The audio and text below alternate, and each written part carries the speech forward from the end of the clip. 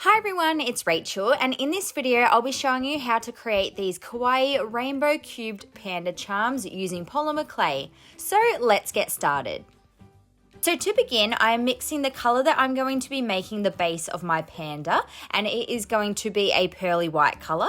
I'm just mixing some regular white polymer clay with some pearl polymer clay. Of course, you can just use regular white clay as your base, but I decided that I wanted mine to have a little bit of a shimmer to it. Now we're going to shape this clay into a cube. So you want to start off with your polymer clay rolled into a ball, and then use your index fingers and your thumbs to press down the clay. Once you have a rough cube shape, you can then gently roll it around on your work surface and press down each side so that it becomes flat.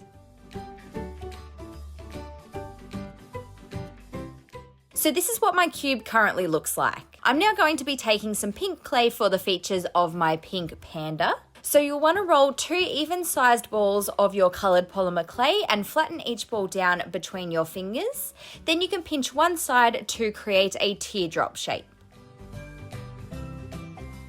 Next, use a blade to trim off the pointed part, and then these are going to become the ears of the panda. So once you've created these, you can then position them on top of your cube and blend down the edges with one of your tools so that they stay nice and secure.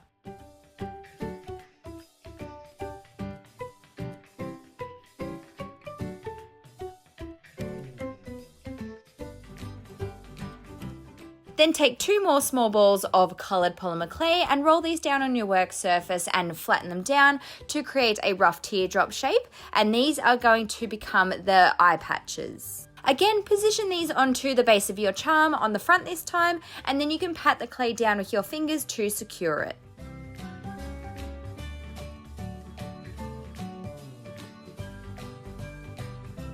Now we're moving on to the face, so firstly create 2 indents where you would like the eyes to go. Take some black polymer clay and roll it into a thin coil on your work surface, and then trim off 2 even-sized sections. Roll these little pieces of black clay into balls, and then you can position these into the indents for the eyes. I also took some tiny white balls of polymer clay and I added them to the eyes for some little light reflections.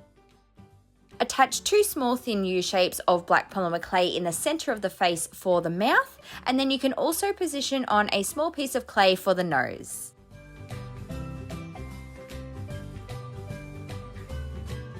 If you would like to add some cheeks to your panda, go ahead and add 2 small balls of pink clay. At this point, I went ahead and added an eye pin to turn my panda into a charm, and then I realized I forgot to create the leaf detail. So here I am pinching a piece of green polymer clay between my fingers to create a leaf shape. You can then take a needle tool and create an indent down the center of your leaf before then also positioning this onto your panda for an extra little feature. And I'm doing this because I felt like the charm needed a touch of green, and it's also kind of meant to look like a bamboo leaf as well. So at this point, it was time to go ahead and bake my charm in my oven. As you can see, I did also go ahead and create some more panda charms, changing up the colored clay that I used for the features each time so that I have a set of rainbow pandas.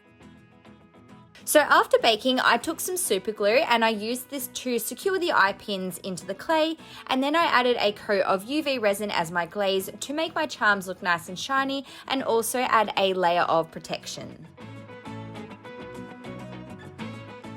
So here are what my cubed panda charms look like once they're completely finished. I'm really happy with the way that they turned out, and I love the way that they look together as part of a set. If you enjoyed this video, please don't forget to give it a big thumbs up, and also subscribe to my channel for lots more crafty videos, and I will see you next time. Bye guys.